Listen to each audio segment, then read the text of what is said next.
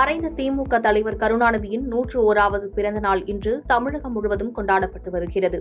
இதையொட்டி சென்னை மெரினா கடற்கரையில் அமைந்துள்ள அவரது நினைவிடத்தில் முதலமைச்சர் மு.க.ஸ்டாலின் மலர் தூவி மலர் வளையம் வைத்து மரியாதை செலுத்தினார்.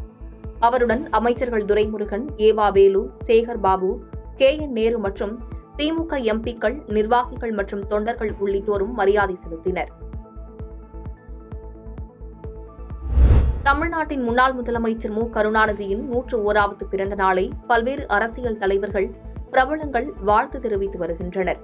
இந்நிலையில் டெல்லியில் உள்ள திமுக அலுவலகத்தில் அண்ணா கலைஞர் சிலைக்கு காங்கிரஸ் மூத்த தலைவர் சோனியா காந்தி மரியாதை செலுத்தினார். பின்னர் செய்தியாளர்களை சந்தித்து பேசிய காங்கிரஸ் மூத்த தலைவர் சோனியா காந்தி, பல சந்தர்ப்பங்களில் கருணாநிதி அவர்களை சந்தித்து அவர் சொல்வதை கேட்டு பயனடைந்துள்ளதாகவும் அவரை சந்தித்ததை அதிர்ஷ்டமாக உணர்கிறேன் என்றும் கூறினார்.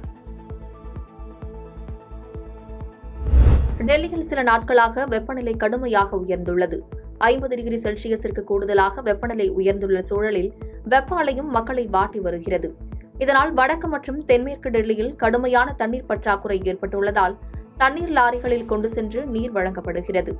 நகரத்தின் பல்வேறு பகுதிகளில் காலி குடங்கள், கேன்கள் உள்ளிட்டவற்றை தூக்கிக் கொண்டு மக்கள் தெரு தெருவாக அலைகின்றனர். இந்நிலையில் டெல்லியில் நாள் ஒன்றுக்கு 1290 மில்லியன் கேலன்கள் தண்ணீர் தேவையாக உள்ள நிலையில் 969 மில்லியன் கேலன்கள் அளவுக்கே தண்ணீர் விநியோகம் செய்யப்படுகிறது. இதனால் கடுமையான தண்ணீர் பற்றாக்குறை நிலை ஏற்பட்டுள்ளது. நாடாளுமன்ற மக்களவைக்கான தேர்தல் நாடு முழுவதும் கடந்த ஏப்ரல் 19ஆம் தேதி தொடங்கி 7 கட்டங்களாக நடந்து முடிந்துள்ளது. இந்நிலையில் இந்திய தலைமை தேர்தல் ஆணையாளர் ராஜீவ்குமார் இன்று செய்தியாளர்களை சந்தித்து பேசினார். அப்போது அவர் எழுந்து நின்று கைதட்டி வாக்காளர்களுக்கு தன்னுடைய பாராட்டுகளை தெரிவித்துக் கொண்டார். பின்னர் பேசிய அவர், இந்த தேர்தலில் 85 வயதுக்கு மேற்பட்டோர் மற்றும் மாற்றுத்திறனாளிகள் அதிக எண்ணிக்கையில் வாக்களித்திருப்பதாகவும் மொத்தம் 64 கோடி பேர் தங்களது வாக்கை பதிவு செய்துள்ளதாகவும் கூறினார். ஒடிசா மாநிலத்தில் முதலமைச்சர் நவீன் பட்நாயக் தலைமையிலான பிஜு ஜனதா தளம் ஆட்சி நடைபெற்று வருகிறது. அங்கு நாடாளுமன்ற தேர்தலுக்கான சட்டசபை தேர்தலும் நடைபெற்றது. இதில் பிஜு ஜனதா தளம், பாஜக இடையே நேரடி போட்டி நிலவுகிறது. இதனிடையே முதலமைச்சர் நவீன் பட்நாயக்கிற்கு நெருக்கமான மதுரை மாவட்டத்தைச் சேர்ந்த முன்னாள் IAS அதிகாரி V.K. பாண்டியன் பணியில் இருந்து விருப்ப ஓய்வு பெற்றுவிட்டு பிஜு ஜனதா தளத்தில் இணைந்தார். அவர் பிஜு ஜனதா தளம் கட்சியின் முக்கிய தலைவராக உருவெடுத்து வருகிறார்.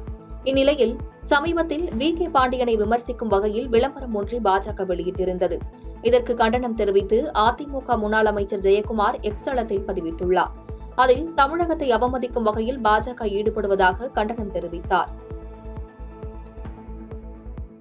பாதகம் செய்பவரை கண்டால் நாம் பயங்கொள்ளலாகாது பாப்பா, மோதி மிதித்து விடு பாப்பா, அவர் முகத்தில் உமிழ்ந்து விடு பாப்பா. அண்மை செய்திகளை உடனுக்குடன் தெரிந்து கொள்ள இணைந்திருங்கள் இயம்நாடு தொலைக்காட்சியுடன்.